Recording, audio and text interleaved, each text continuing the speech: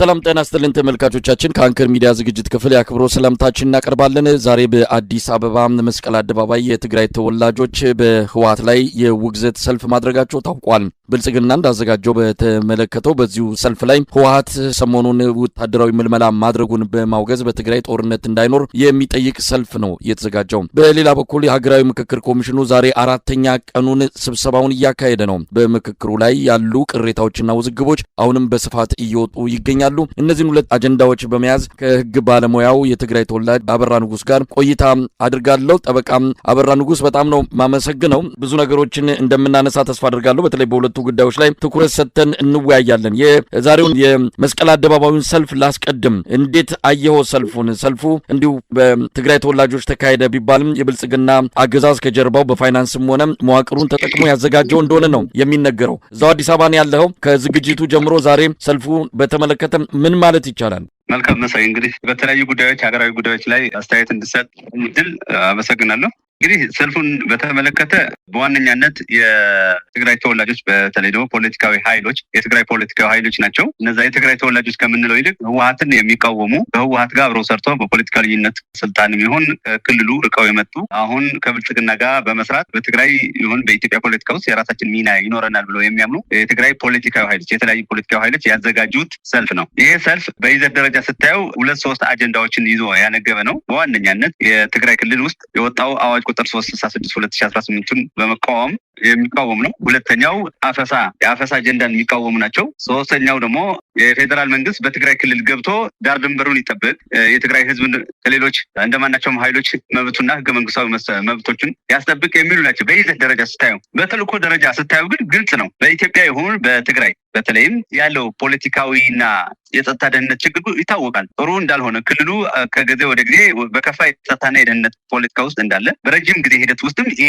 ምስቅልቅል ውሎ እያደረ እየባሰበት እንደመጣ ከዚህ በፊትም ስንወያይ ነበር። እዚህ ውስጥ ላይ የትግራይ ሁኔታ እንዲሁም የኢትዮጵያ ሁኔታ ወደዚህ ደረጃ የትግራይም የኢትዮጵያ ፖለቲካ የጸጥታና ደህንነት ፖለቲካ እንዲሆን የጦርነት ፖለቲካ እንዲሆን ችግር በመፍጠርም ይሁን መዋቅራዊ መፍትሄ በማምጣት ረገድ ከፍተኛ ድርሻ ያለው የፌዴራል መንግስት ታሳቢ ያላደረገ ጫና ላይ እንዲገባ ያላደረገ ግዴታው እንዲወጣ ጫና ላይ ያላደረገ ሰላማዊ ሰልፍ ነው። በሌላ አማርኛ ብልጽግና ወይም ገዢ ፓርቲ ህወሓትን እያወገዘ ህወሓትን በፖለቲካ እየፈረጀ ያለውን በጠላትነትን እየፈረጀ ያለውን ሁኔታ ጁኒየር ፓርትነር ሆነው ነው እየሰሩ ያሉት እንጂ ዘላቂ መፍትሄ ሀሳቡ ሁሉንም አቀፍ በችግር መፍታት ላይ ድርሻ ያላቸውን አካላቶችን ያወገዘና የሚያሳስብ ሰልፍ አይደለም። ባጭሩ ብልጽግና ሎያል ኦፖዚሽን ለብልጽግና ታማኝ ተቃዋሚዎች የሆኑ የትግራይ ፖለቲካዊ ኃይሎች ያሰባሰቡት ሰልፍ ነው። በዓላማ ደረጃም ፒኤልኤፍ ዛሬም ይሁን ትናንት ወይ ደግሞ ነገ ወዲያ በትግራይ ክልል ይሁን በኢትዮጵያ ፖለቲካ ስለሚኖረው ድርሻ ዝቅተኛ እንዲሆን ወይ ደግሞ ከናካቴው እንዲገለጥ ፌዴራል መንግስት ፍላጎት አለ። ያን ፍላጎት በሌላ አማርኛ በሌላ ኃይል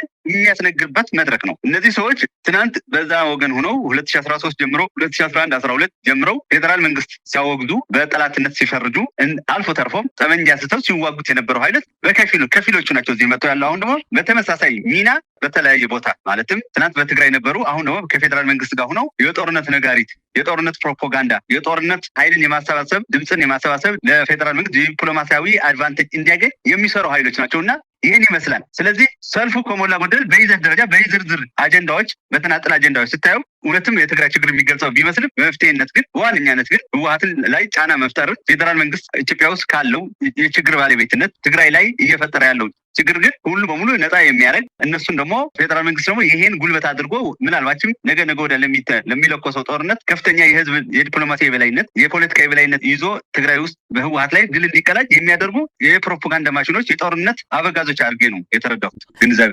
ጠበቃ አበራ ንጉስ እንግዲህ ቅድመ 2013ም ይመስላል አሁን በሰልፉንም ሌሎች የብልጽግና መገናኛ ብዙሃን የሚያስተላልፏቸውን ተከታታይ የሆኑ የፕሮፓጋንዳ ስራዎችን ስንመለከት በአጠቃላይ በትግራይ ያኔ የተካሄደው ጦርነት ዋዜማው ላይ ያለውን ነገሮች ነው የሚያስታውሱት። እንግዲህ በኢትዮጵያ ሰልፍ ማድረግ አይቻልም። ብልጽግና የፈቀደው ሰልፍ ብቻ ነው የሚከናወነው። ሌሎች ኢትዮጵያውያን ድምጻቸው የሚያሰሙበት ቅሬታቸውን፣ ሌሎች ስሜቶቻቸውን የሚገልጹበት እድል አይሰጣቸውም። እንደዚህ ብልጽግና የሚፈልገው እንደምንፈልገው ከሆነ ግን ከማስተባበር ባለፈ መዋቅሩን ሁሉ ለዚህ ሙሉ በሙሉ በማዋል የአዲስ አበባ ከተማ አስተዳደር ብልጽግና ጽሕፈት ቤት በባለቤትነት የመራው እንደሆነ ነው የሚነገረው። ስለዚህ ቅድመ 2013ን ያስታውሰን ይሆን እንዲህ አይነቱ እንቅስቃሴ ሌሎችንም ጨምሮ?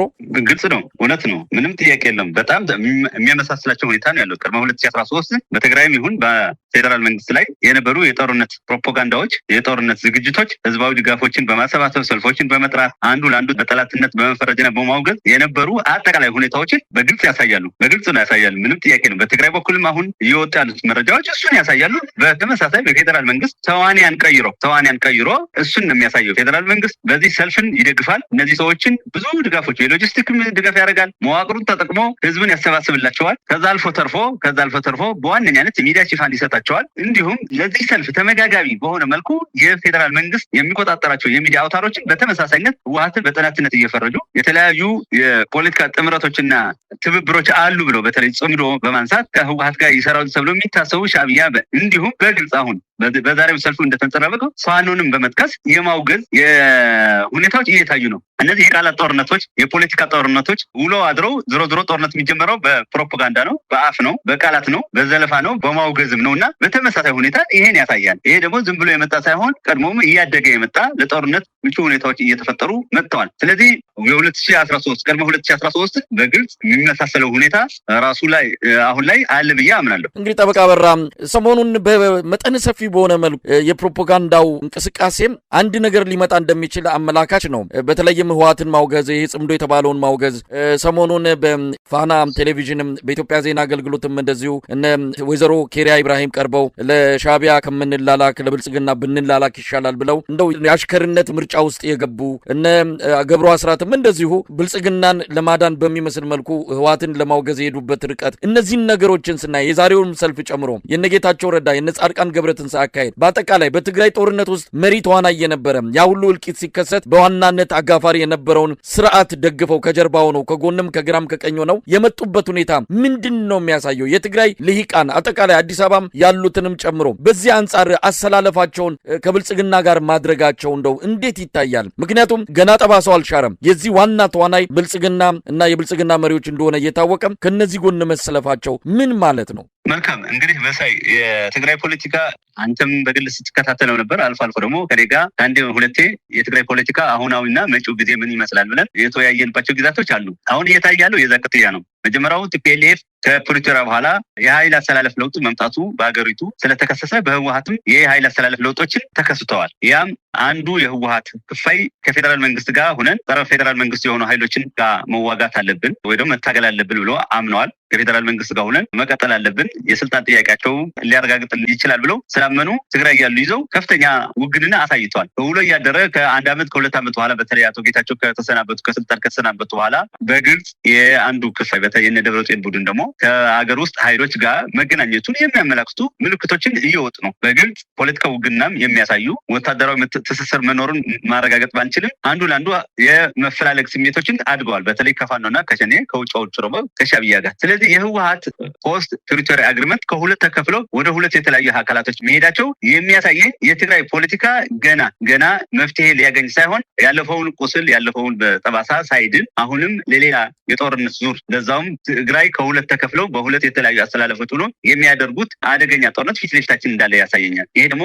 ትግራይ ምን ላይ እንደሚጥላት ይታወቃል። ምክንያቱም ትግራይ ያልሻረ ቁስል አለ፣ የወደመ ልማት አለ። በተለይ ደግሞ በጦርነቱ ምክንያት ትራውማታይዝድ የሆነ ወይ ደግሞ ስነልቦናዊ አለመረጋጋት ያለው ማህበረሰብ ያለበት ሁኔታ ነው ያለው። በዚህ ላይ አዲስ ጦርነት ለዛውም ሰፊ የሚባል አስተላለፎች በነገራችን ላይ በብልጽግናም ይሁን በሌላ ወይ ደግሞ በነደብረጽዮን በሻዕቢያ በኩል ወይ ደግሞ ከፋኖች የተሰለፉ ኃይሎች አሁን በባህሪም በጦርነቱ በባህሪም በሚያሳትፋቸው አካላቶችም ይሁን በሚሸፍነው ሁኔታ የትግራይ ጦርነትም ለማለት ይከብዳል። ግን መዘዙ ግን በጣም ከባድ ነው። ብዙ ኃይሎች የሚሳተፉበት ዓለም አቀፋዊና ቀጠናዊ ኃይሎች የሚሰለፉበት ስለሆነ ውድመቱ የትየሌለ ነው ብዬ አምናለሁ። በ2013 ሊከፋ ይችላል የሚል እምነት አለኝ። ስለዚህ ከትግራይ አንጻር ስታየው በጣም አደገኛ የሆነ ኢሊቱ ሁለት ኃይሎች ተከፍለው ለዛውም ትናንት ጠላቴ ነው ብሎ ከሚፈርጀው የተለያዩ ኃይሎች ተወሽቆ የሚያደርገው ጦርነት ነውና የትግራይ ዕጣ ፈንታ ያሳስባል። ይሄ ጦርነት በተለይ እንደምንም ብሎ ከተጀመረ አልተጀመረም ማለት አይቻልም። ወደ ተሟላ ፉል ፍሌጅድ ጦርነት ከተሸጋገረ ለትግራይ ይዞት የሚመጣው ጦስ አደገኛ መሆኑን ያሳየኛል። በጣም የሚገርምህ በትግራይ ያሉት ኃይሎችም ይሁን በተለይ ከሻዕቢያ ጋር ወግነዋል ተብሎ የሚታሰቡ የህወሓት ክፋዮችም ይሁን በዚህ ከብልጽግና ጋር ተሰልፈው ያሉት የትግራይ ኤሊቶች ወይ ደግሞ የትግራይ ፖለቲካዊ ኃይሎች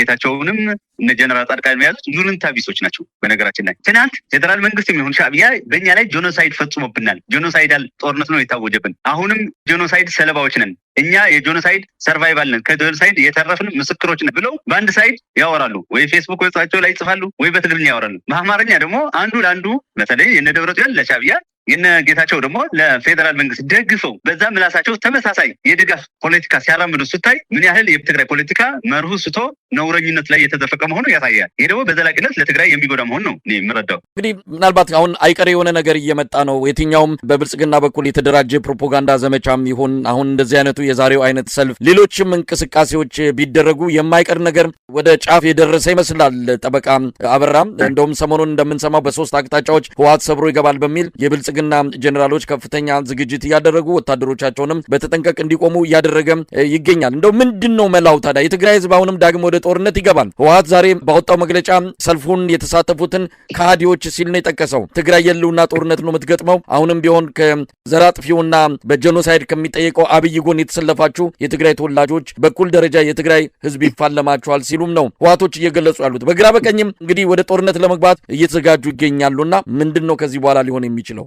መልካም እንግዲህ አሁን ትግራይን በተመለከተ ጦርነት አልተጀመረም ማለት አይቻልም። ጦርነቱ ፌደራል መንግስት የሆነ ወቅት ላይ በሰሜን ምዕራብ ትግራይ ጎማህለ የሚባለው አካባቢ የድሮን ድብደባ አድርጓል። በተለያየ ጊዜ የሚግና የአየር ሁኔታ ሚጎችን ልኮ በመቀለም ይሁን በተለያዩ አካባቢዎች ወታደራዊ ማስጠንቀቂያ የሚመስል ዲተራንስ የሚመስል አሳይቷል። ስለዚህ ጦርነቱ አልተጀመረም ስንል ፉል ፍሌጅድ አልሆነም። በዚህኛው ወገን ጥቃት ሲደረስ በዛኛው ወገን ጥቃት አልሰጡም። የራሳቸው ምቹ ሁኔታና ጊዜ መርጠው ይንቀሳቀሳሉ ተብሎ ይታሰባል። ስለዚህ የትግራይ ፖለቲካም ብለን አሁን መወሰን የሚከብደኝ ይመስለኛል። እውነት ለማውራት እኔ ታንጂብል የሆነ ወይ ተጨባጭ ማስረጃ ባላቀርብም ፋኖች ከህወሓት መስራታቸው የማይቀር ነው። ይሄ ተፈጥሯዊ የኃይል አስተላለፍ ውጤት ነው። ምክንያቱም እነጌታቸው ከአብይ አህመድ ጋር እነ ደብረጽዮን ከሻዕቢያ ጋር ከሰሩ ፎር ስትሮንገር ሪዝን ከፋኖዎች ጋር ይሰራሉ። ፋኖ ደግሞ ውሎ አድሮ ኔጎሺዬቢሊቲው ጨምሯል። ወታደራዊ አደረጃጀት፣ ፖለቲካዊ ክንፍ ያለው ከዛ አልፎ ተርፎ ቀለል በማይባል የሰው ኃይል የሚሆን ተጠናክሮ የወጣበት ወቅቱ ነው ያለው። ስለዚህ ኔጎሺዬብል ወይ ደግሞ ማንንም የሚመኘው ከሱ ጋር ሊሰለፍ ከሱ ጋር ሊደራደር ወደሚችል ኃይል ተቀይሯል። ስለዚህ